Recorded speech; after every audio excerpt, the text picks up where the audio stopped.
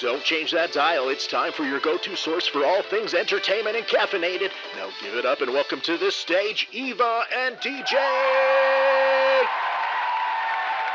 I'm DJ Blokzyl. And I'm Eva Crowe. And this is the Inks and Lattes podcast, where we're spilling the ink and dishing out drinks. We're both members of the Creative Coffee Cafe Discord network, an amazing place where creatives can come together, chill, bounce ideas, and get support from their fellow creatives. It's an awesome community, and today we're going to feature work from some of our incredibly talented members. S.M.R. Burton's novel, Cherry Trail, A Story from Havenburg, is releasing on May 24th, 2024, and will be available on Amazon, along with signed copies available for purchase on her website. In this evocative coming-of-age tale, journey back to a time of innocence and nostalgia, where the bonds of friendship are tested and the echoes of first love linger in the crisp autumn air. Through laughter and tears, Kat and Jace learn that the greatest adventure lies not in the destination, but in the journey of self-discovery and the enduring power of friendship. Pre-orders are going to be available for the Kindle edition on Amazon, so make sure you snag your copy of that now. All right. Next, we want to talk about Cafe member Tamara Sellman. Tamara is a cross-genre, cross-form writer living in the Seattle area. Her themes and interests include speculative fiction, ecofeminism, experimental narratives, and magical realism. She lives with chronic illness, which is a recurring theme in all of her books. Her latest endeavors include podcasting about writing regional horror for Beneath the Rain Shadows and experimenting with poetry films. Her own creation, Look Up, is featured at this year's WRPN Women's International Film Festival in late June, where it has earned a Bronze Award laurels in the poetry film category. It's her first attempt at making a poetry film. Look Up is a brief interlude into the life of a woman living with multiple sclerosis who struggles with fatigue, but eventually chooses forest bathing as her therapy.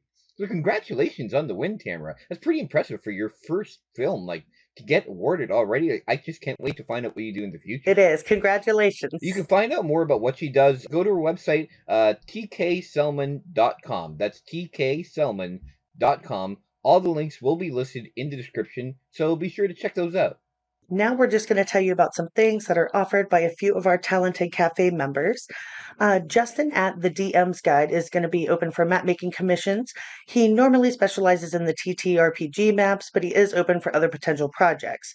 You can DM him on Instagram at the DM's Guide or reach out to him via his website. Also, be sure to check out the Bewitchery. Opened in 2024, the Bewitchery is a small online shop owned and operated by Justin's wife, catered to those interested in bringing a little magic into their lives. They've got everything from candles, spell kits, jewelry, fragrances, and more, so be sure to check them out. It's at thebewitchery.com. And then LunaWolf Wyoming, that's LunaWolfWYO Designs, is an incredible company that creates these beautiful tumblers, mugs, and stemless wine tumblers. Owner and creator Vicky is a member of the cafe. She has the awesome pre-made designs, and she also accepts custom orders. They just came out with a special Dripping Creativity Tumbler that is amazing, and it is 15% of the sales on those go back into the Creative Coffee Cafe. So be sure to check those out and snag one for yourself. I actually had Vicky make me a custom one. It is amazing. I'm obsessed with it. I use it all the time. Thank you, Vicky. So you can check her out on her website. Again, all the links are going to be found in the description below. I heard she might end up making an Inks and Lattes one too, so I definitely, I hope if she ends so. up doing that, I know, right? If she does that, I definitely want to get one of those. Our main topic of the week, so there's going to be a Twisters movie coming out this summer, based on the original 1990s film Twister. It is apparently a standalone sequel in that it is based off the original, but it's kind of like a new environment, so it's new characters, new everything, new story. So it's kind of like it's based off the original, but it's its own kind of thing as well. So I guess it's a sequel, but it's not like your traditional sequel, I guess. Yeah, that's kind of a weird thing because at first I thought it was like a reboot. because I watched the trailer and it looked like, for anyone familiar with the 1996 film, which if you're not, you need to watch it. It's amazing and it's tornado season, so it's no better time than the present. Um, it looks like there is I saw a shot in the trailer of Dorothy, the thing that they've created to, study the twisters, and it looked like Dorothy. So I'm like, is it the same? Is it different? But yeah, I guess it's kind of like a sequel. I'm excited for it Yeah. though, either way. So I guess it's a sequel in the sense that it's in the same like Twister universe, I guess you could say, where Yeah. it's following, because I mean, like, it's not like Dorothy's actually based off an actual thing that they were creating. Like, so I ended up Hmm. watching the movie Twist when I found out about the trailer for Twisters. It inspired me to go back and watch the original, and then I looked up some information on the original, and yeah, apparently there is Dorothy is based off an actual thing that they were working on at the time. There was I apparently a did lot not of know that. research that, yeah, there was a lot of, they did a lot of research before they made this movie. And the idea for Dorothy, so the actual real Dorothy was named Toto. Wow. I had no idea. That's a fun bit of movie trivia right there. Yeah, yeah. So I, because we watched on DVD, and so that was one of the I watched the behind. Well, I guess you call it behind the scenes, but they had a thing on what they were inspired and all the stuff they did, and so all the behind the scenes stuff. So they worked with the weather at the NOAA to get information on how everything worked and everything that Storm Chasers did. So hmm that's what made the movie so good, was they were doing everything based off actual weather feedback, and they were incorporating all the stuff that the Storm Chasers did, and which is why it felt like it really. And watching it again, I'm just like, I feel even more impressed now watching it now because of how good of a job they did in making it Oh feel yeah. like they were actual real storm chasers. Oh And yeah, I that movie hope, still holds up all this oh, it time holds later. up I so mean, that well. movie's, God, that's how old now? It's, oh my God, 20, almost 20 years old? Even Is the that the right special math? effects, yeah, and it's 96, so yeah, it'd be 28 years Yeah. old now. Oh Yeah, my that is God, my actually math crazy. is Yeah, not good. right. Well, I'm so still yeah, living in the 90s. I know, right? I know. Every time it's just like, Mm, oh, 20 years ago, that was like 1990. No. Anyway, moving back yeah. to the movie. Yeah, so finding But out yeah, the about that, film, it, and it definitely holds up even all this time later. I did rewatch it recently because I watch it every single spring. It's one of my go-to movies. It's just fantastic. Like, it's so funny too. The whole movie is funny throughout. You have Philip Seymour Hoffman in it, who I oh, love. oh, he Rest in is so peace. good in that movie. Oh my God, He he's so good in that is movie. Dusty. so Oh. good. Dusty is the best. Everyone needs a And Dusty. And you have like Aunt Meg, who everybody loves, and it's just such a good and movie. Like, it's Carrie got literally Elwes. everything. I never realized that Carrie Elwes was in that movie at first, and then I didn't remember when I ended up realizing it. But I'm just like, holy crap, Wesley's in here. Yeah, it's got a lot of great things to it. My favorite scene in that film is easily the drive-in scene. Ugh, Oh it yeah, it freaks me out to this day. Like, there's a part, if you haven't seen Twister, I'm not going to do a spoiler warning. I'm sorry. It's too old. But it's been 28 years. Like, if you come haven't on. seen it, that's on you. But Yeah. um, there's the part where they go into the like underground part in the like car shop nearby, I think it is, or something like that. Oh Um, yeah, yeah. and the hubcap that like slices the guy's forehead gets me every Oh single time. yeah, I can't yeah. stand that part. It, Well, and I'm here's an not interesting. squeamish, but ooh, So here's an interesting bit of trivia actually too with that. So where I live in Welland, Ontario. We have a nearby drive-in in Thurl. And mhm. so the day before one of the screenings for the movie Twister, there was a Twister that went through the drive-in. Stop. No, seriously, Stop. no, seriously, What? and ended up becoming an urban legend. So basically it had gone through the day before, like that morning of. before the Hmm. actual Twister was moved. They were going to show the movie Twister, and then Twister went through, and it became an urban legend eventually, where the real life happened where the Twister came through while the movie was playing. Like that became like There's a always huge like the urban urban legend in legend the version, ever. yeah. Yeah, well, because I mean that just makes it makes the perfect story, right?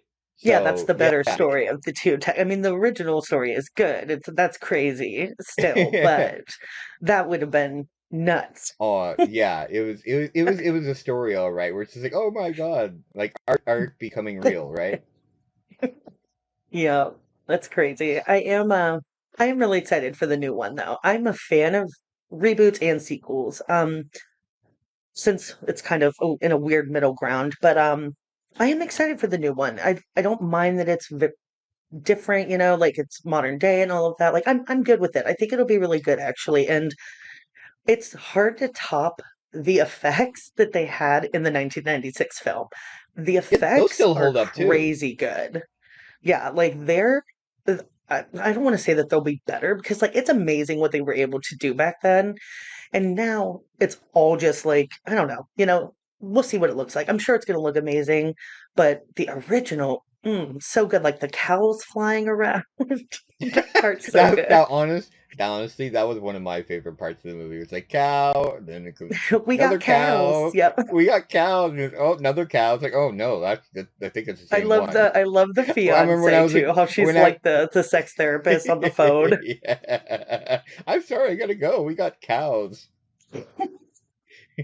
Oh, it's so good.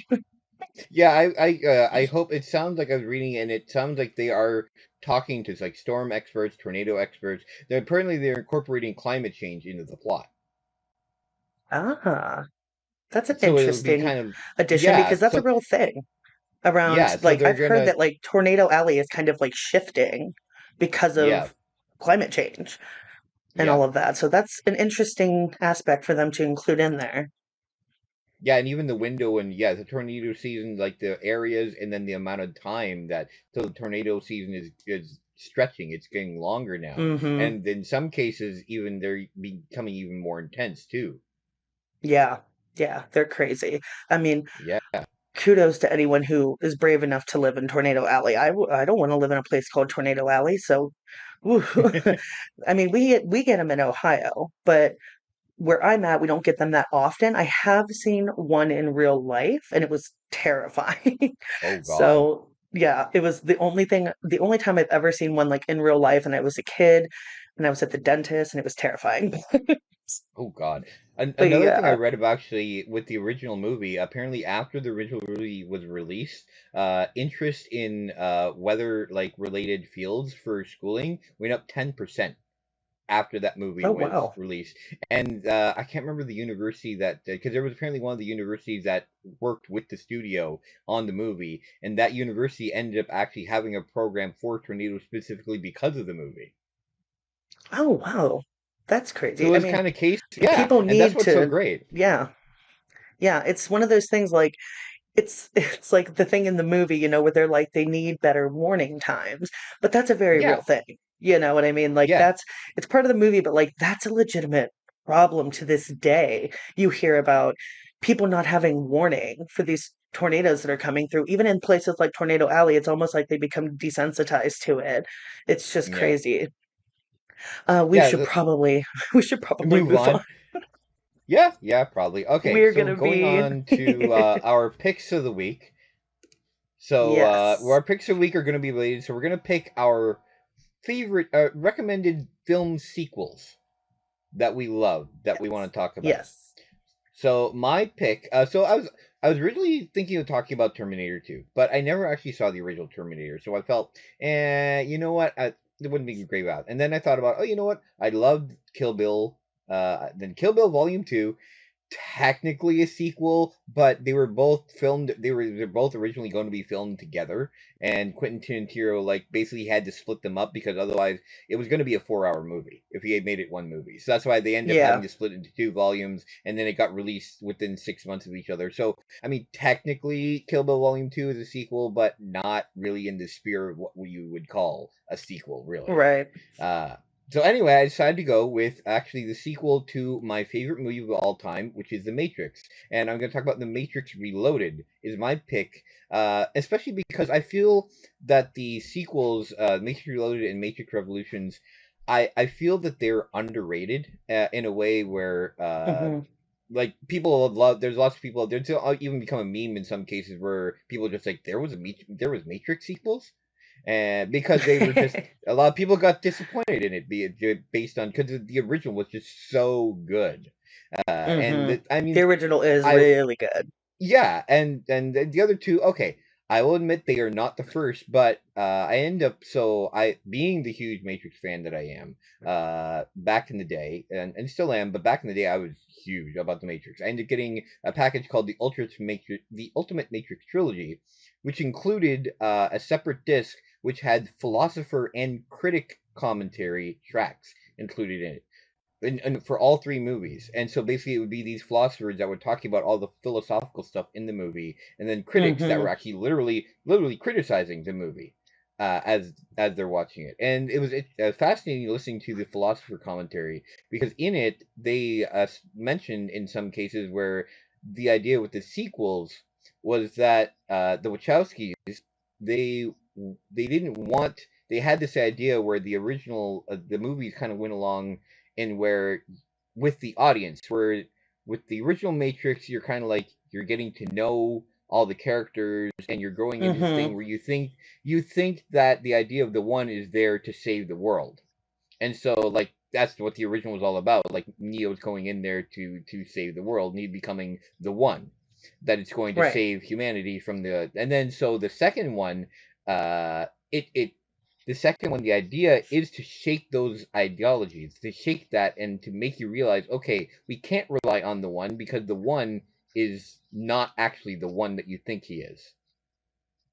And so, in Ooh. the same You know, way, the hmm sequel is not what you expect it to be. You expect Neo to have this heroic thing, and the Matrix Reloaded, that doesn't happen. People end up disappointed, just like the characters in the movie end up being disappointed.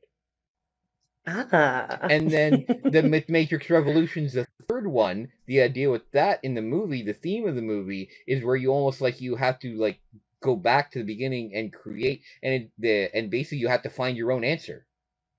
Like Hmm. there is no answer. There is no one. You have to create your own answer. And so, in the same sense, what the Wachowskis are trying to do, they intentionally made the ending vague because Right. they didn't want to give the audience an answer. They wanted the audience to come up with their own idea of what was going to happen, of what was going on, even. And Hmm. so I think a lot of people got disappointed because when you watch a movie, a lot of people they want to have that ending. They want to have everything wrapped up. They want to have all the answers. And so a lot Right. of people end up getting disappointed because the Wachowskis are just like, we're not going to give you the answers. You have to come up with your own. Yeah. And so that's why I can see people getting disappointed. But in a way, that was the point.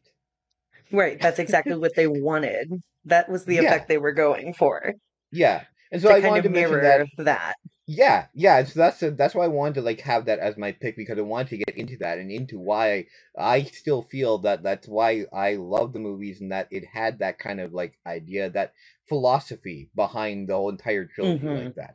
Not to mention Matrix Reloaded specifically, the action scene, the highway scene, one of my favorite scenes. Watching the behind the scenes, they created the whole highway themselves out in the desert Yeah. to do that scene, and it was crazy. And then just so many great action scenes. The scene in the out in the hallway with the Merovingian where they're fighting all the guys like in the slow. Oh, just so I love how stylish those movies are. Just They so much really are. style Yeah. in They them. hold up as well. Oh yeah, very much so. I love that. That's one of those ones where I will watch it every year, the entire trilogy.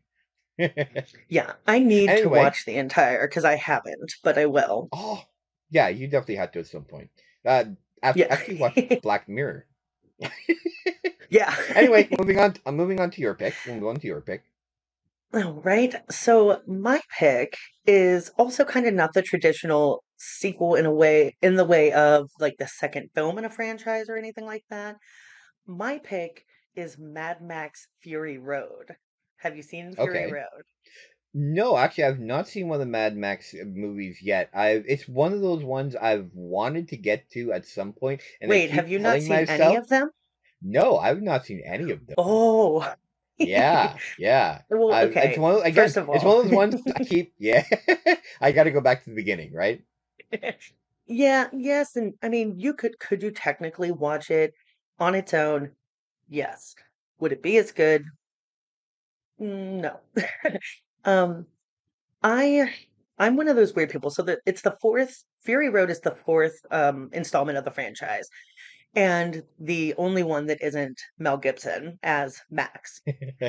But it is my boy Tom Hardy, so I am all for Mad Max Fury Road. And basically, I mean, you know that the movies are the post-apocalyptic, all of that Yeah, yeah. craziness. I mean, they are I, crazy, those films.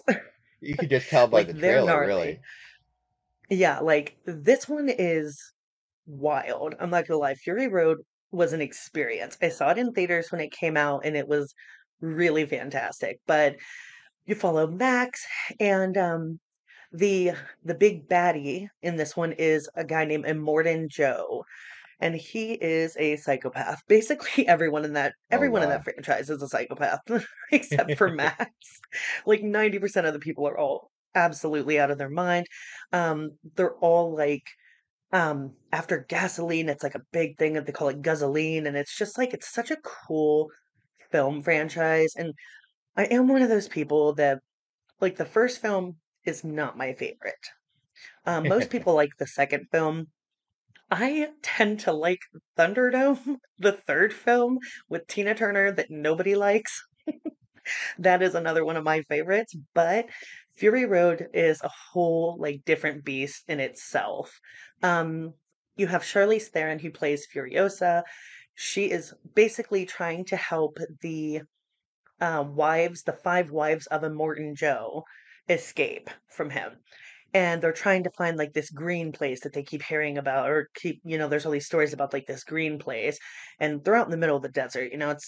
Takes place in Australia, yeah, Australia. And Okay. it's like insanity. I'm not gonna lie, that whole movie is absolute insanity from beginning to end. Like it is intense. It's so it's just like the most fun. I think it's the most Action fun of the packed, I guess you franchise could for say, eh? sure. Yeah. I mean, and I mean crazy and insane by like when there's these massive chase scenes, right, through the desert, and there's these insane vehicles that are just gnarly. And like I'm kind of a car person, like I like cars. So the cars in that film are insane. And like there's just one random dude who's like strapped to this car and he just like plays like electric guitar like the whole time like as like their like war cry as they're like riding through the desert. Oh It's my God, that's madness. awesome. Like, and everyone just looks crazy. It's such a good movie though. Like, I was not a huge fan of the franchise when I first watched it, and it's grown on me over the years. But Fury Road is a whole separate beast. Like, it's definitely worth the watch. You could watch it on its own, but I recommend going do the full franchise. But All right. it is worth the watch. It's fantastic. Awesome. Oh man. Okay. Yeah, that gives me a lot to watch actually, because I guess would it be, yeah, you know what? Would it be okay just starting with Fury Road then, or should You I, you I guess absolutely you did could. mention. Like Yeah. you Okay. could because there's nothing really from the previous films except for all you need to know is that Max has gotten this far. He's like a loner. He's gotten this far on his own. If the first three films, what he does there has no bearing on this movie. You could literally come into this one blind and it would be fine. Like you could Okay. totally just watch Fury Road first and then I kind I, of work your way back. I really need to get into that one. Actually, another one I've been meaning to get into too, because I never seen any of them. Is the Planet of the Apes one. I've really wanted to get into Mm, that, especially with the new one coming hmm out. And it's just like, but there's so much I have to go back to watch from before, and it's kind of like, Right. I don't even know how many one of of those these there days, are. right? Oh, and then there's like, well, I mean, there's the originals, and then there's the reboot that they did too, right? Right. So, Right. Then that's going to wrap up this week's episode of Ink and Lattes. Thanks so much for hanging out with us, guys. Again, we will be here every Wednesday as part of the Dripping Creativity podcast, hosted by the amazing Chris Corbin. Please be sure to subscribe if you haven't already. And if you want more information about the Creative Coffee Cafe and how you can get involved, visit the website creativecoffeecafe.com for more info, and the sign up form for the Discord can be found there as well. Lastly, if you have news or projects you'd like to share, send it over to submit@creativecoffeecafe.com, and if we can, we'll get it on in the next episode. Thanks again for tuning in to Inks and Lattes, where we're spilling the ink and dishing out drinks. Have fun!